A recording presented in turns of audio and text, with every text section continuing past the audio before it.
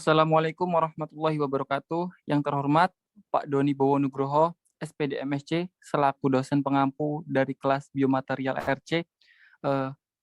Kami dari kelompok 11 ingin mempresentasikan hasil diskusi kami artikel ilmiah yang berjudul Karakteristik Multimodal dari Antarmuka Implan Tulang menggunakan Spektroskopi Raman dan Nanoindentation. Berikut anggota dari kelompok 11. Yang pertama ada Agnesia Putri Maharani, yang kedua ada saya sendiri, Ahmad Tolik Wibowo Saputra, yang ketiga ada Dewi Rosita Mawarni, yang keempat ada Dian Yulia Arista, dan yang terakhir ada Firda Auli Hasanah. Pendahuluan, implan titanium banyak digunakan dalam bedah, gigi, dan ortopedi. Fenomena oseointegrasi menyebabkan kontak langsung antara jaringan tulang dan permukaan implan. Kualitas antarmuka tulang implan yang dihasilkan dari sifat-sifat tulang yang baru terbentuk menentukan stabilitas implan. Untuk memahami determinan fenomena oseointegrasi, penelitian ini menggunakan in vivo model implan dengan antarmuka model planar untuk bekerja di bawah kondisi yang lebih dapat diproduksi dan distandarisasi.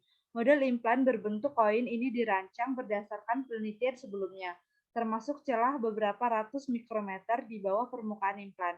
Awalnya kosong, volume yang sesuai diisi dengan jaringan tulang selama penyembuhan. Evaluasi sifat B2 cukup rumit karena sifat multiskala dan komposit tulang dan evolusinya yang konstan. Massa tulang terdiri dari sekitar 70% fase anorganik dan 30% fase organik. Tulang juga memiliki struktur yang sangat hierarkis. Karena struktur hierarkis tulang ini, metodologi multimodal dan multifisika diperlukan untuk mempelajari sifat biomekanik tulang.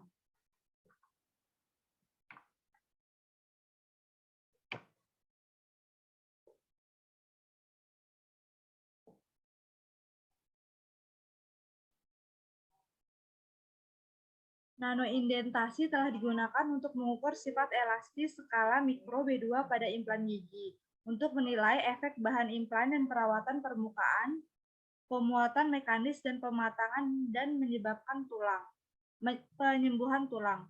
Teknik ultrasound kuantitatif seperti hamburan mikrobrilloin dan analisis ekografis juga telah digunakan untuk memperoleh informasi tentang sifat biomekanik B2. Uji torsi yang dilakukan untuk mengukur energi adhesi efektif dari B2, namun hubungan antar sifat mekanik mikroskopis dari jaringan tulang yang baru terbentuk di sekitar implan dan komposisi biokimianya termasuk kristal mineral dan struktur kolagen belum dipelajari. Penelitian ini bertujuan untuk mengembangkan pendekatan multimodal dan multifisika untuk menyelidiki sifat mekanik dan komposisi mikroskopis jaringan tulang periprosetatik. Dengan demikian digunakan spektroskopi Raman dan nanoindentasi, di mana teknik ini digunakan untuk mengevaluasi komposisi biokimia jaringan tulang lokal pada skala nano yang sesuai dengan daerah lokasi yang diinginkan. Pada jaringan tulang yang matang, yang baru terbentuk menggunakan model hewan dengan memasukkan implan titanium berbentuk koin pada femur kelinci selama 10 minggu. 4. Spektroskopi Raman. Dinyatakan menggunakan mikroskop Raman konsokal, Raman 11 laser 785 nanometer, cahaya inframerah dengan daya 1 mW, digunakan untuk eksitasi sinar. Cahaya yang tersebar memantulkan komposisi fase mineral dan kolagen karena perbedaan getaran molekul dan ion. Sampel dipindai melalui 20 kali atau 0,45 objektif. 6 garis diukur, 3 di jaringan tulang yang baru terbentuk, dan 3 di jaringan tulang dewasa. Setiap garis terukur diperpanjang lebih dari 400 mikrometer, ukuran piksel 1 meter, menghasilkan total 400 spektrum per baris. 5. Pengukuran nanoidentasi. Nanoidentasi dilakukan dengan nanoidenter TI 950 Tribol denter dilengkapi dengan ditip mount Berkovic. Sampel diidentasi di Raman Systemate Region of interest atau ROI pada suhu kamar dan dalam kondisi kering. 13 identasi dilakukan pada jaringan tulang yang baru terbentuk dan 9 pada jaringan tulang yang matang.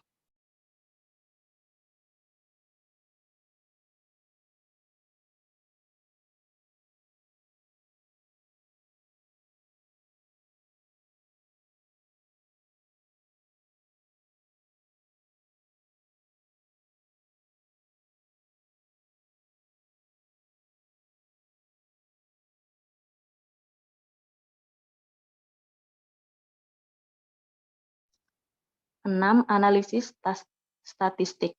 Hasil yang diperoleh dengan spektroskopi, Raman dan nanoidentasi pada jaringan tulang yang matang dan yang baru terbentuk dibandingkan, dengan mempertimbangkan nilai rata-rata dan standar deviasi yang diperoleh masing-masing pada garis ROI, DV, dan ROI AC, karena ukuran sampel yang relatif kecil.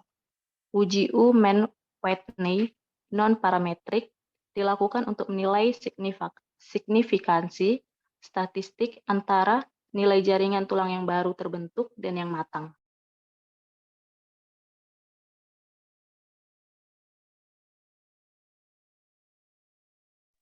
Hasil. Untuk fase mineral, kristalisasi mineral tidak berada secara signifikan antara jaringan tulang yang dewasa atau mature dan yang baru terbentuk. Sedangkan rasio karbonat terhadap fosfat secara signifikan lebih tinggi untuk jaringan tulang yang baru terbentuk. Selain itu, standar deviasi kristalinitas mineral 7 kali lebih tinggi untuk jaringan tulang yang baru terbentuk. Semua parameter mewakili fase organik, di mana rasio fenilanin ke prolin, hidrokspolin ke prolin, dan amida 1 ke amida 2 secara signifikan lebih rendah dalam jaringan tulang yang baru terbentuk dibandingkan dengan jaringan tulang dewasa. Semua parameter yang terkait dengan rasio mineral ke matriks mewakili jumlah fase mineral relatif terhadap fase organik, secara signifikan lebih rendah dalam jaringan tulang yang baru terbentuk dibandingkan dengan jaringan tulang dewasa. Selain itu, rasio karbonat matriks secara signifikan lebih tinggi dan standar deviasinya 3 kali lebih tinggi untuk jaringan tulang yang baru terbentuk. Kandungan kalsium V2PO43- atau amida 3 lebih tinggi pada jaringan tulang dewasa daripada jaringan tulang yang baru terbentuk tanpa adanya perbedaan yang signifikan. Modulus elastisitas jaringan tulang yang baru terbentuk saat diukur dengan nanoidentitas secara signifikan lebih rendah daripada yang diperoleh untuk jaringan tulang dewasa. Selanjutnya diskusi. 1. Perbandingan dengan literatur. Modulus yang dari tulang yang baru sedikit lebih rendah dari yang dilaporkan oleh Veyron et al. Hal ini disebabkan oleh teknik pengukuran dan mengasumsikan rasio Poisson dari jaringan tulang sama. Berdasarkan literatur, nilai dari modulus yang dari jaringan tulang dewasa yaitu 15,7 kurang lebih 2,3 GPa yang sesuai dengan studi nanoindentasi lain pada tulang kelinci. 2. Evolusi komposisi mineral tulang.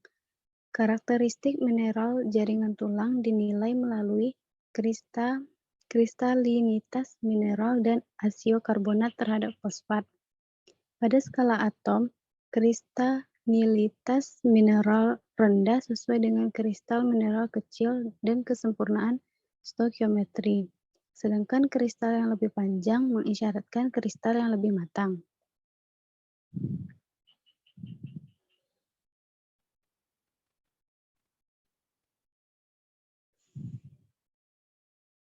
Next.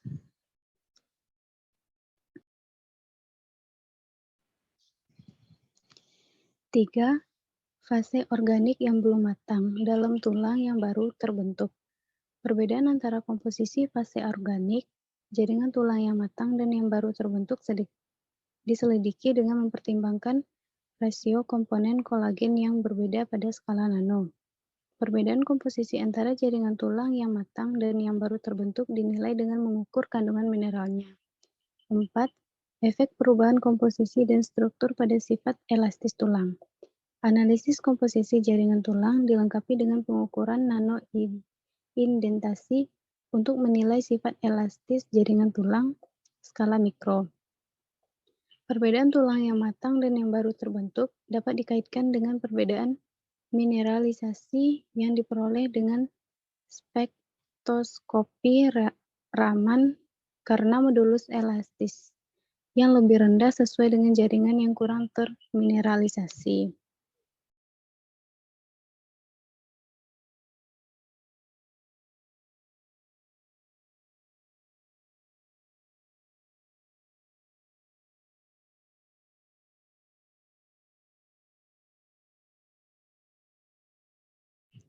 Lima, keterbatasan studi. Hanya satu sampel yang dipertimbangkan dalam penelitian ini, yang dibenarkan karena alasan model implan terbentuk koin dengan digunakan di sini telah divalidasi dalam penelitian sebelumnya. Keterbatasan lainnya terletak pada preparasi sampel dengan resin embedding PMMA yang umum digunakan dapat mempengaruhi hasil. Kesimpulan, komposisi dan struktur tulang yang baru terbentuk menunjukkan kandungan mineral yang lebih rendah, kristalinitas yang rendah, rasio cross-link kolagen yang lebih rendah, dan tingkat remodeling yang lebih tinggi dibandingkan dengan tulang dewasa. Karakteristik ini menjelaskan sifat elastis yang lebih rendah dibandingkan dengan jaringan tulang yang dewasa. Hasilnya menunjukkan bahwa perubahan komposisi dan struktur tulang mempengaruhi sifat mekanik tulang saat terjadi osteointegrasi. Mengidentifikasi dan menjelaskan perubahan sifat mekanik, komposisi, dan struktur jaringan tulang selama waktu penyembuhan di sekitar implan logam sangat penting untuk lebih memahami faktor penentu stabilitas implan yang mengarah pada keberhasilan bedah. Berikut merupakan hasil pemaparan dari kelompok 11. Kami banyak kurangnya dan kami mohon maaf kepada Allah Yang Maha Pengampun. Kami akhiri. Wassalamualaikum warahmatullahi wabarakatuh.